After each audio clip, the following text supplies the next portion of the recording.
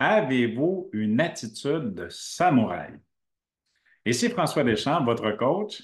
Un plaisir pour moi de vous accueillir dans cette nouvelle capsule du coach dans laquelle je m'amuse avec vous afin de décortiquer les messages sous-jacents à des expressions, des citations populaires et moins populaires également, afin de leur donner un sens nouveau en utilisant la science cognitive, entre autres, pour aller voir plus loin qu'à notre premier champ de vue sur l'expression ou la citation en question.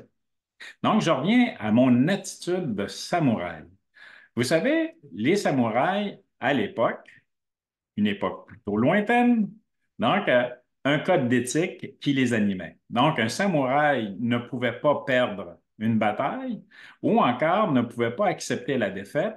Et c'est là où on fait le fameux art du harakiri. Donc, je ne vous demanderai pas de vous ouvrir les veines puis de vous enlever la vie face à un échec, mais au contraire d'aller voir qu'est-ce qui animait nos fameux samouraïs.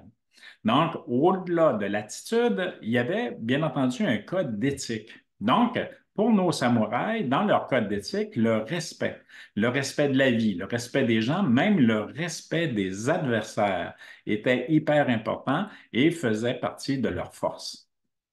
Également, la justice, la connaissance de la justice et d'un équilibre qui cherchaient, en passant, à être plus ou moins parfaits à l'intérieur de leur mode de fonctionnement.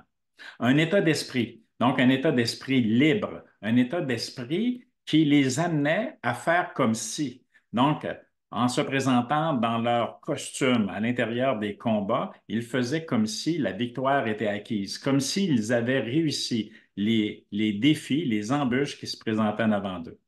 Un autre élément de leur code d'éthique, de fonctionnement, la diligence. Donc, d'avoir cette capacité-là d'être serein, d'être zen et de faire preuve de diligence à l'intérieur de toutes leurs relations.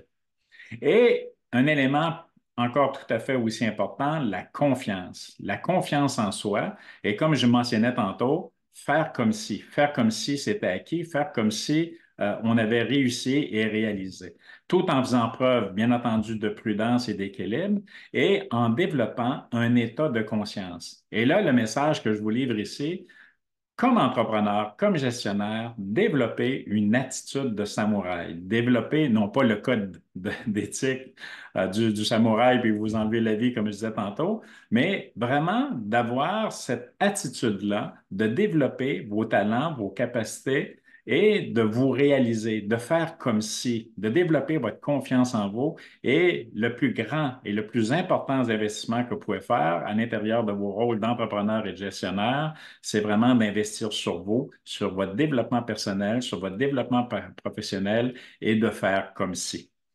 Donc, je vous laisse là-dessus. Je vous invite à vous abonner à ma chaîne YouTube où vous allez trouver d'autres capsules, d'autres matériels. J'ai aussi des podcasts.